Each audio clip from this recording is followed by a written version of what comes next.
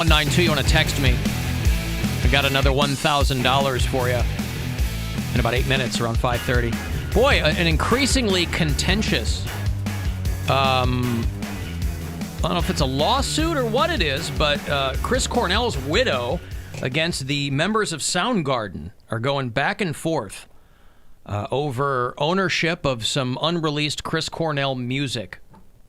So she's suing them, they're countersuing. It's getting really acrimonious because she wants to release some music. I mean, she probably needs money. I don't know. But the guys in Soundgarden say that they don't, they have say over what happens to that music. His widow saying that that was intended to be his solo material, and I think the guys in the band are saying that it was under the rubric of whatever Soundgarden was doing. That they, helped work on it or whatever? Yeah, that they had a producer, the guy that they usually work with, worked on it. The guys, the remaining members of Soundgarden, in fact, say that they saw the news about Chris Cornell on Facebook. That they never got any. I was still on the air in Detroit because he died in Detroit. The night after the Soundgarden show, they found him in his hotel room at the Motor City Casino. So I had to go on the air that morning. And I don't think I knew about it. I was coming up in the elevator, and Chris Tyler was still here. And he texted me, and he goes, "You hear about Chris Cornell?" My heart sank. And I had to go on the air in Detroit and talk about how Chris Cornell had just died hours before in his hotel room. And so Kim Thale and I heard Corey Roddick talking about this in the Rock Report earlier. Matt Cameron, the other guys in the band, said that we found out Chris Cornell died on Facebook. Because there's all these things coming out now in their litigation against Chris Cornell's widow, which has got to suck for everybody involved. Because you figure she and his daughter, everybody was probably all friends, and then it gets weird. And he's not around anymore, obviously. Following the concert, as was customary, the other guys in the band went to the next city. They were set to play Columbus the next night. Yeah, they were playing Rock on the Range the next night. Rock on the Range, that's right. So they were just like, oh, he'll meet us there? Yep. Cornell stayed behind at his hotel with the plan to fly to Columbus. That was his normal practice because he was unable to sleep on buses. So the buses were headed to Columbus, right, because they were going to do Rock on the Range. Mm-hmm. And the surviving band members learned on Facebook that he had been found dead in his hotel room. So that sucks, too. You're in the next city where you're supposed to play that night. Do you think that, okay, I mean, this is playing out a weird scenario, but so say you're just traveling with a friend, right? And your buddy's going to be late for the flight. And you're banging on their door. Would, a hotel staff member let you in if you explain, hey, my friend's in there, we got a flight in a half hour, can you just let me in so I can go wake him up? Yeah, you get a manager. I'm sure that's what happened with Chris Cornell. So that's what I'm saying. I'm wondering if his wife called the hotel and said, I can't get a hold of him. Because I guess he had called her after the show, and he had been on a bunch of prescription medication. It was just one of those things where they don't know if he intended to kill himself or if he just, because he wasn't drinking, he was sober, I think. He didn't hang himself, though, or anything like that? He did. Oh. Over the door of the hotel bathroom. But they also say in situations like that they might not have meant to do that. They might have been so, because his wife was like, she didn't believe it at first because she's like, he was in great spirits when I talked to him, blah, blah, blah. But that if they take too much of their medication or if they're not paying attention, that it might get them into such a dark place that that's what they end up doing. Yeah. Obviously, no one knows in the situation of Chris Cornell, but his wife certainly was not on board with the notion that he killed himself because he didn't want to live anymore. Yeah. But yeah, if you get a hotel manager, that's what I'm saying. There's a chance that you and a housekeeper could walk in on that, and there's your friend. Right. That's crazy. I mean, obviously that's not what happened in this scenario, but I'm just saying in general. Well, and also hotels are weird in that when you want them to get you in somewhere, they won't do it. Yeah. You can be in the middle of banging somebody, and housekeeping will come walking in. Right. That happened to me years ago. Housekeeping will come walking in. And you're like, oh, hey, whoa. No, don't need it. Whoa. No more towels. One more towel. One more towel. Yeah, leave with a few towels. Just need a hand cloth. Get a little wet first. We're just wrestling. Yeah. So could you fill up the tub for me? But, yeah. So that sucks that everybody's arguing. Just makes a difficult situation worse. A difficult situation worse. Well, and she's probably holding on to them for sentimental value too. Like, this is the last thing he wrote. This is the last thing, like, the last time I can hear his voice on whatever, you know? Like, she might not want to release it because she doesn't want to let go of that kind of stuff. Yeah. She doesn't have to really let go of it, though. I mean, but if it becomes a song with other people and it's only his voice right now, that might be the last thing she has of his voice. You know? Yeah, I couldn't even imagine. Alan, I found out that my grandmother died on Facebook.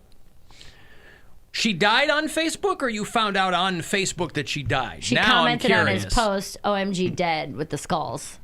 And that's like, how he found out. died. Yeah. Oh, Nana. I'll miss you. Alan, there is a cockpit tape with Kobe's helicopter pilot.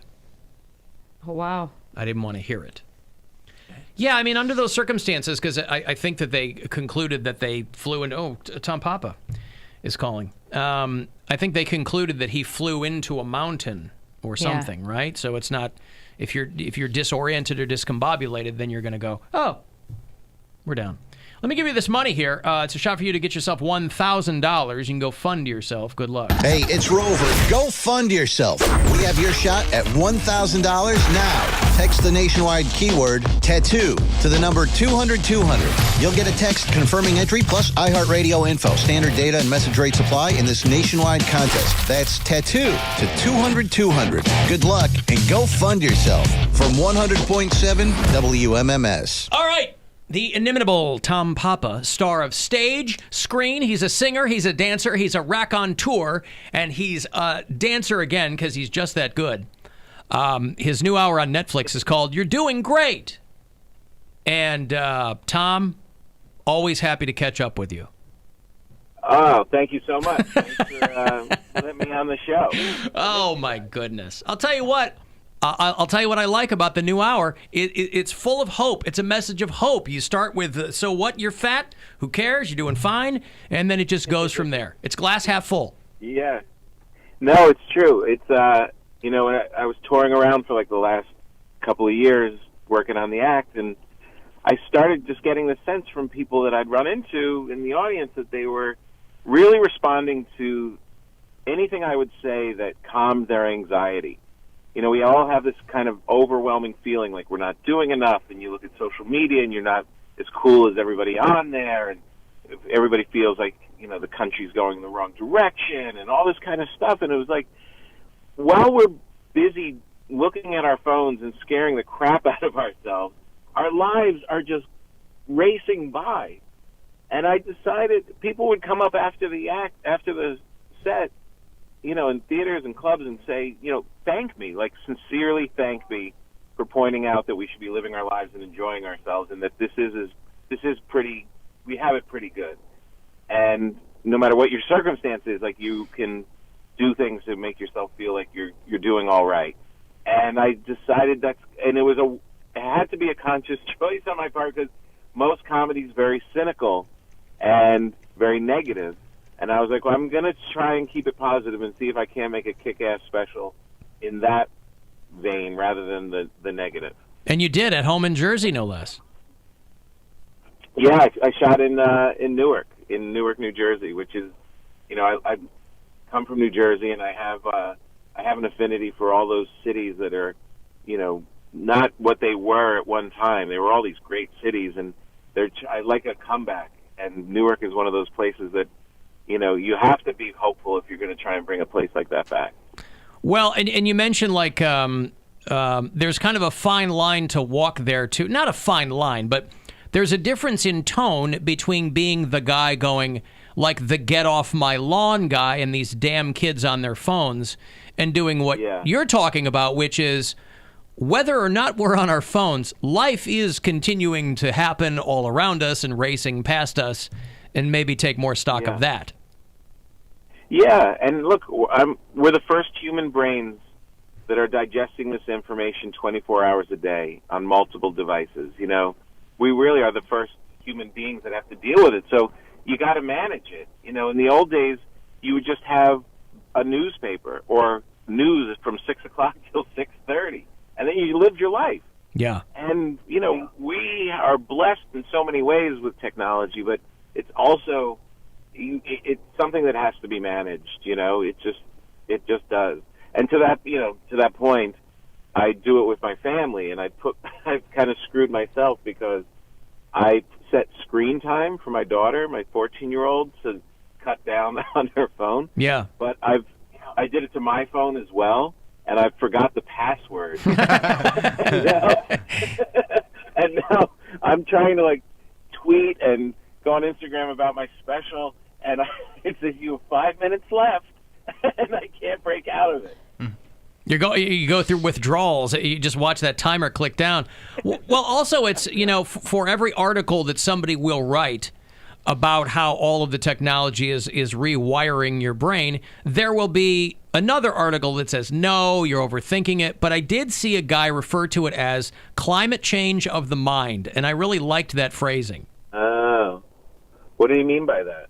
I think that this is a guy who is trying to make the case that, yes, all of this incessant information is making us less. It's making us more reactive in some ways and less reactive in other ways. Like, it is doing something not positive to our brains, Yeah, and look, I'm not one that I'm not a Luddite, and I don't want to do away with it. I think it's a huge blessing. I think there's a collective mind, and we are moving forward. We're advancing at such a rate now because we're all digesting all this information, and it's useful, and doctors can use it, and you can use it to travel and be with your loved ones and connect with human beings all around the planet.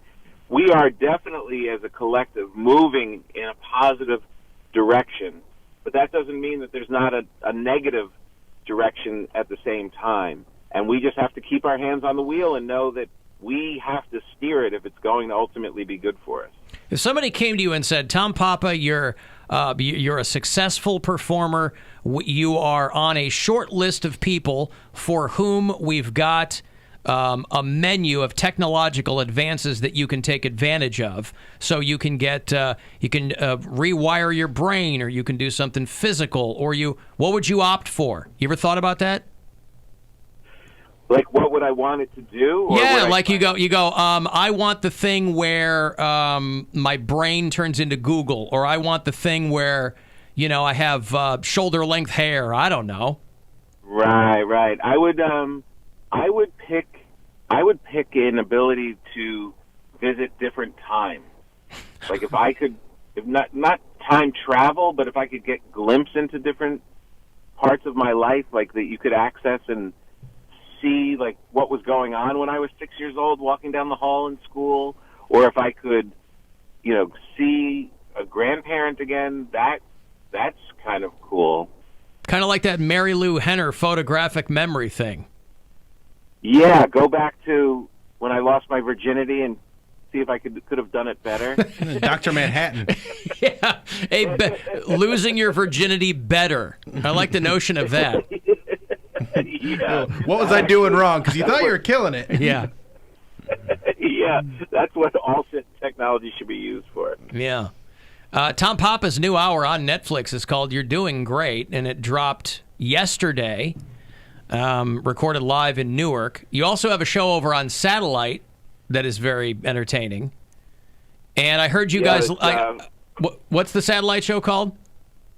It's called What a Joke with Papa and Fortune. It's me and Fortune Feimster. Right. On, the Netflix channel. I was listening to you guys last week after I was leaving here, and you were talking about how to eat fruit. Yeah. And I was like, boy, I tuned in at the right time. Who knew you could eat a kiwi like it's an apple? I know. Oh, ooh. And we've been eating bananas the wrong way, and the whole thing. You hold it from the stem and then peel it down. Oh, that makes sense. Yeah. I know. I came home and told my daughter, I'm like, do you know that you peel a banana so easily from the bottom? And she's like, yeah. And I'm like, and no, you don't do it from the top. She goes, why would you do it from the top? That's the handle. I was like, all right, I guess I'm an idiot. Yeah, who knew that there was all this? Who knew that it was a generational divide with banana consumption? The way I eat fruit is I buy a whole bunch, and then I leave it in the fridge for 2 weeks, and then I throw it away. You let it rot. Yeah. I know, and it's brown before you even get it out of the car. Yeah.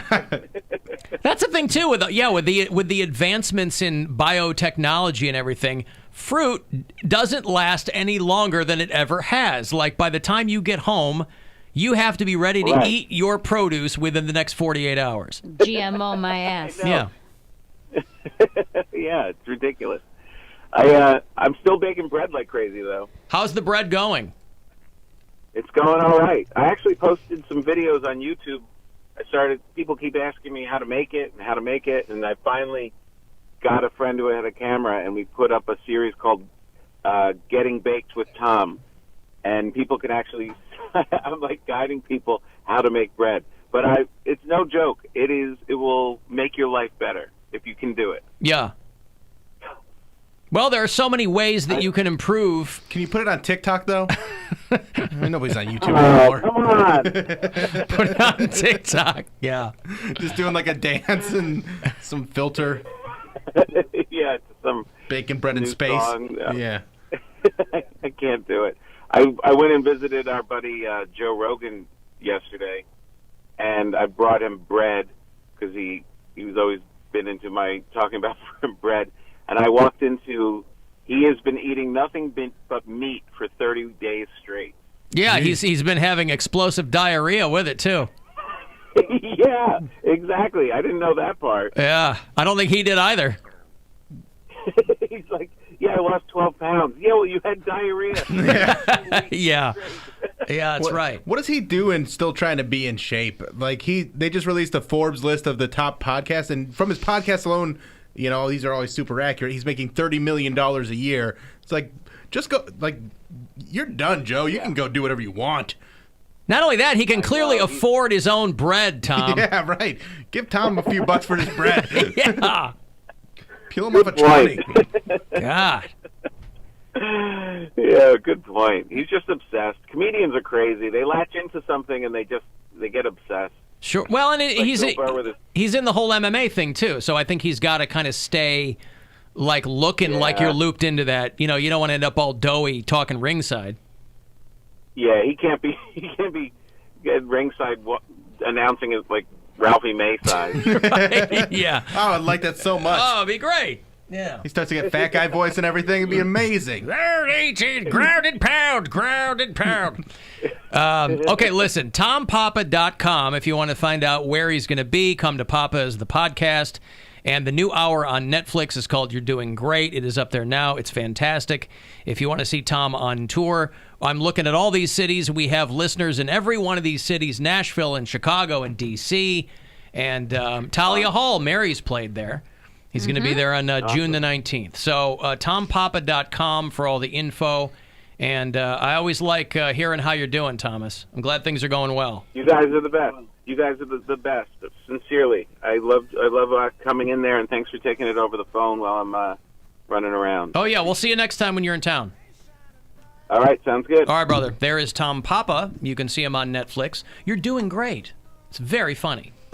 It is very inspiring, too. It's very funny, and it does make you feel better because, it's like you're saying, you see everybody on Instagram, you see these like fitness models, and they're like, oh, I'm down 12 pounds, and I got abs, and blah, blah, blah, and you're like, well, I don't have that, and then you go, yeah, but still pretty happy. You're doing You can great. be pretty happy. You're doing great.